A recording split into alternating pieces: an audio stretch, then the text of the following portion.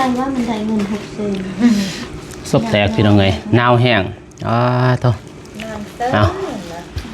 กับทักทายสบายดีสวัสดีเด้อพ่อแม่พี่น้องเมื่อสู่ผู้สู่คนพี่น้องเอ้ยฟังลาวฟังไทยก็ยินดีต้อนรับเข้าสู่ช่องบ่าวน้องคือเก่าคือเดิมพ่อแม่พี่น้องเอ้ยเนาะเปิดภาพมากก็อยู่เฮือนอยู่ซ่านพี่น้องก็เกี่ยมกินข้าวกินน้ำก่อนกินข้าวสวยพี่น้องเนาะบ่าวน้องกินกาแฟก็เลยอุ่นท้องนิดนึงก็เลยว่าน้องสาวพี่น้อยเนาะที่เพิ่นนั่นแหละรถปีนเพิ่นมาเยี่ยมยามพอมื้ออื่นก็เลยแจ้งข่าว FC เลยพี่เนาะแจ้งอีก2ต่อเพราะว่ามื้อ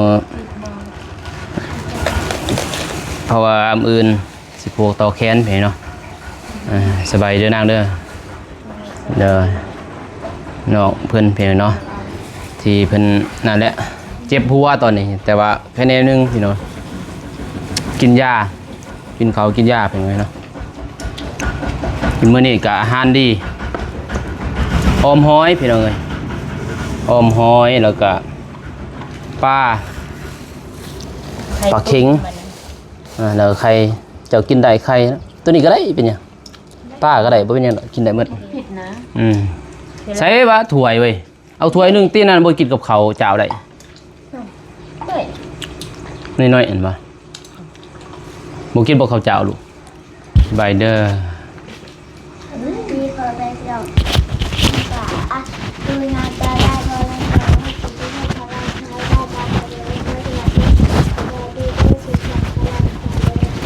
บริเวณที่เขาเด้อ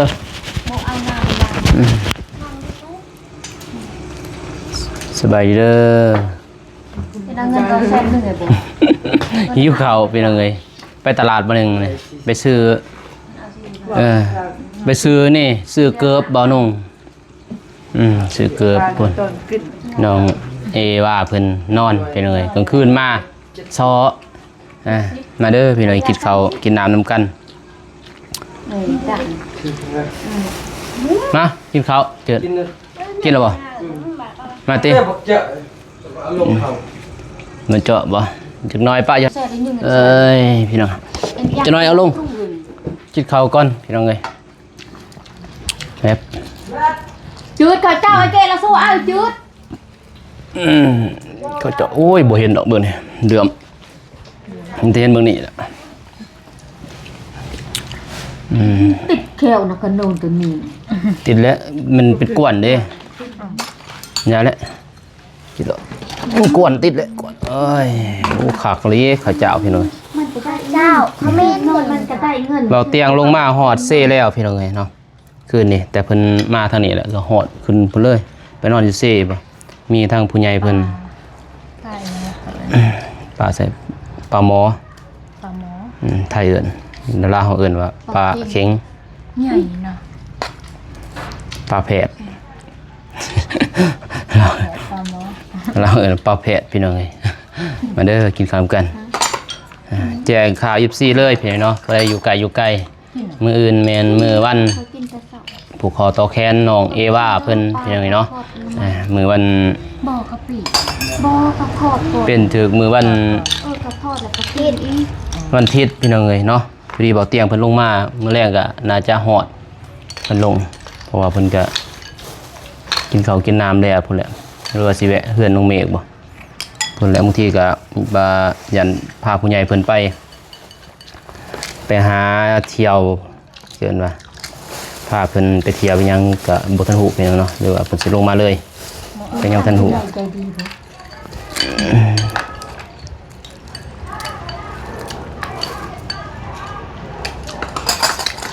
เบาสายกับบ่สบายเป็นเลยเจ็บคออยู่บ่ได้ไปถ่ายคลิปเพิ่นจ้ะคือเรากินกับเขาเหนียวนะก็เลยซื้อเจลลืมพี่น้องเลยมึงกินปลาเนี่ยแซ่บได้ปลาตัวนี้เลยปลาเผาพี่น้องเลยสีบริเห็นแน่เนาะหนูสาวเห็นอยู่บ่ บ่วงตรงเขาตักข้าวมันจะบ่เอาโอ้ บ่วงโมมัน โอ้ผืดเลยยังใหม่ๆขาจับกล่องใหม่ ใครมากินหมักควายตูดมันแสบ ไม่ได้ใช่ ๆแซ่บบ่มาเด้อพี่น้องเอ้ยหืม มากินมากินกันเลยใช่ไหม เขาชอบนักตุยเป็นพอชาอารมณ์บอลอายุตุย หอม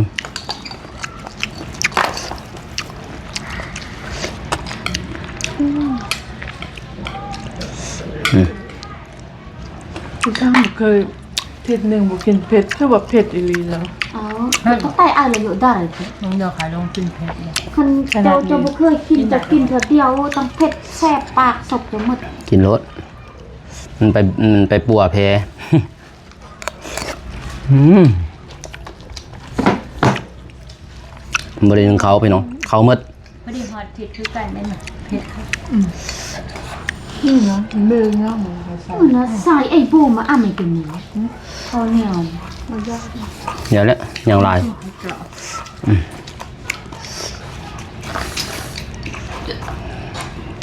บริบอกไพ่พี่น้องแบบผูกแขนมีแต่พี่น้องเอง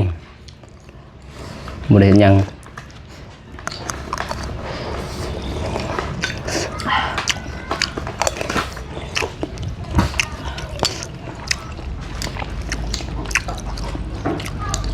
ผูกแล้วก็ไป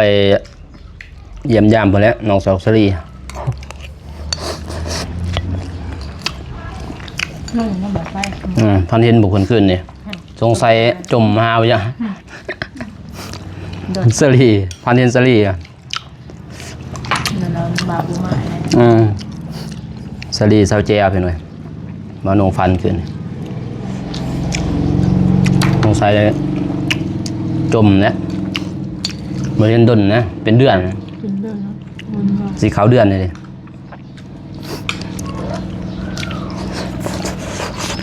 คือยังไข่บ่ ไปเฮ็ดมาถูกกับใหม่เป็นมัน นี่บ่ ก็ได้ทุก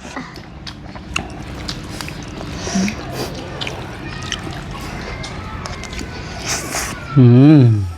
มัน9 โมง10 โมง 9 โมง พูดยังไง ก็วิ่งกันแล้วหัวหิวเข่าวไปหน่อยแต่ว่าน้องกินกาแฟแล้ว กาแฟก็เอาบุอยู่ดอกบ่น้องมันมาอยาก ไอ้ของเบลอมันไปตื่นนอนกินข้าวประกันเสาร์ก็กินก็ไปตลาดโอ้แซ่บโทงเป็นวินแม่ก็เห็นตุกคนตุก เป็นวิน แม่นั่นลมอีกแห้ง คนเฒ่าบ่ ก็บ่เท่าปันใด มาพร เมื่อวานนี่ค่ะ เป็นหยัง พี่ปอบกัน แล้วเขา พี่ปอบตั้มพี่ปอบซะไปเที่ยวตลาด เอาก็ยังมันอยู่ห่าง ไผ มันว่าจะคอยอย่าไปเดินทางหนักกัน คนน้อง ไผสะพอน จะไปทางลุ่มเขาเป็นยังตอนสอง พี่ปอบอยู่หันบ่ คนใต้เครื่องนะ คือ จักคนขายเครื่องจักคนไปซื้อก็บ่ฮู้ มันฟูใช่ มันนั่งอยู่เท่านั้น บอนาคนอยู่กับ จู คิวรถ เขาเอาไปห้องหมอบ่ บอกมึงเน่าแตกหยาบ โอ้เขาจนโตสั่นเพิ่นว่า ๆเรา น้องสาว มึงเอาอย่างนี้ อยู่รถ เขาบอกคน เขาบ่เท่าปันใดคนใหญ่ ตั้งบัตรเดียว จน ล แบบ มคอยจูมันใส่ ตามความเชื่อใช่ไหม จักเวียดจักลาวบ่ฮู้นะ อืม แบบเวียดหั่นคอยเบิ่งมีแต่เวียดหลายๆกว่า เบียดลายนะอยู่ลาวคนลาวบ่ลายดอก เวียดนี่ละเปเอลงนี่เอละก็กะก็เกินไว้ปล่องรถยังคอยสั่นโตอีกก็เห็นตัวนั้น ตกใจ พยาน อืม คอยขึ้นก็ซื้อเครื่อง คนต้นต่ำยิ่งหยิ่มเลยสลดหุ่นใด นอนอยู่คนได้บ่ เขาเอาขึ้นมันใช้รถ อืม หายเป็นนอนค่ะ เขาเอาไปจักของโมจัก เขาเชื่อไป อืม ไอ้จูมันผู้ชายและไอ้จูมันแห้งคนใหญ่อีกคือหญิง คนอ้วน สบายได้แล้วเนาะ อายุจักปีอะ คอยบ่เห็นหน้าตามันลูกก็เห็นแต่โต เขา ก็ จะได้ ซื่อ เอาใส่สำรวจ เท่ากลัวเฮานี่ โอ้ท้องดังกอกๆ คอยเบิ่งคือซ้ำจะเพิ่นเพลง บ้านเฮา จำความเสือพี่ป๊อปเนี่ยมันไปหาหมอความดันขึ้น บางคนว่ามันเป็นวินโบเป็นวินโบก็ถามกันถามไผ แต่ว่าพี่ป๊อปกับมันเว่าเรื่องพี่ป๊อปกับกันเข่ากับออกง่ายส่วนพี่ป๊อปกันเข่าแล้วเจ็บไปห้องหมอเป็นความดันน่ะ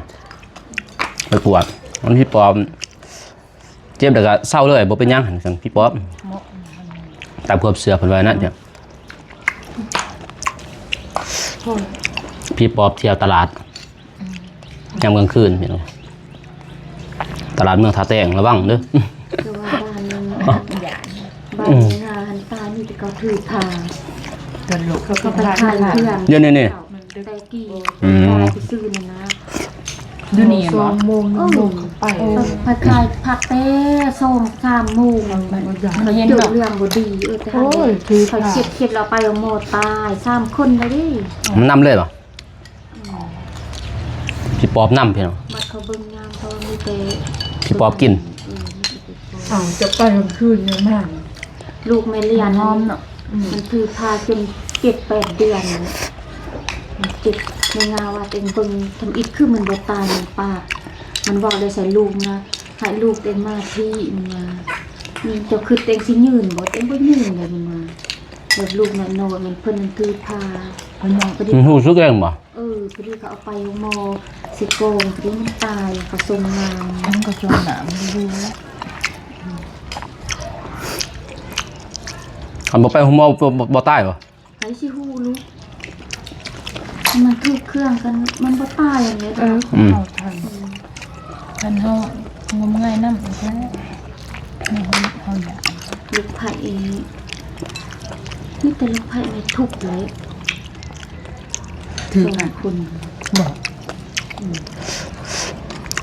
นี่ไข่ หือเมืองอาทันเนี่ยเพื่อนอาทันเนี่ยอยู่นี่เนาะจนเขาหมัง หมา อืม บันได ถ้าเขาออกมาเนี่ยวันทางเขาไผซื้อดินน่ะ ลูกไผ่ไผ่ มื้อไผซื้อบ่ แต่เขาหมาแบบเจ้าของ คนนี้นะ เขานี่ สู้เกมสู้นี่สู้กันเขาค่ายเท่าไรก็ว่า30 ล้านบ่มีใครเอานะอยู่ใน เขาใน วัดพวก ซึ่งมันโมลาย วัดพวกดินติดกันอีก เขาบ่มีเงิน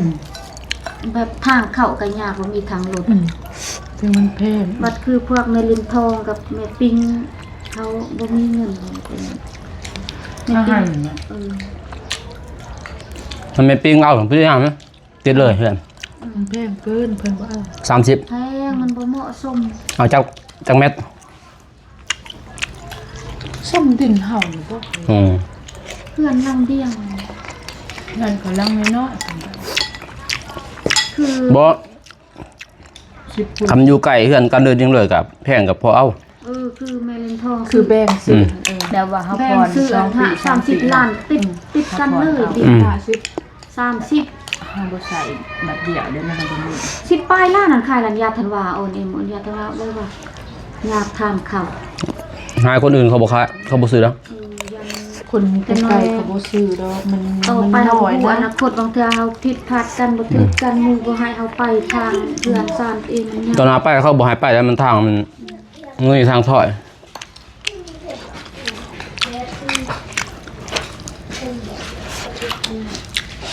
โอเคไปเอากินข้าวก่อนเอาพี่น้องเอ้ยว้ายกินข้าวกินน้ำเรียบร้อยบ้านเนี่ยก็เลยว่าโอ้ใส่สาวอะไรท่านสาวฮะใส่สาวท่านสาวสาวนี่ไปใส่หน่อยน้ำโมเสือบ่มีน้ำโมเสือ นี่ลูกเจ้าอ่ะ หน่อยเนี่ย2 คนนี่แหละ อาหารต้องซื้อน้ำมาเสื้อเขาเนาะ โอ้ยเราหูดอกพวกนี้เนี่ย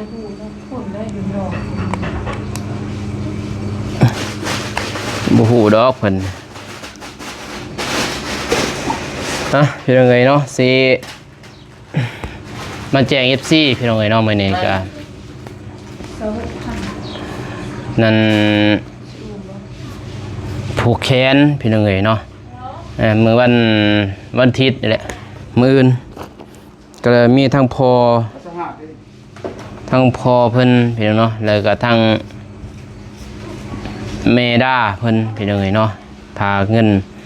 มาให้ทางบ่าวนุ่งพี่น้องเนาะผู้ขอต่อแขนเพิ่นผู้เอิ้นขวัญทางน้องเอวานี่แหละพี่น้องเนาะคนละ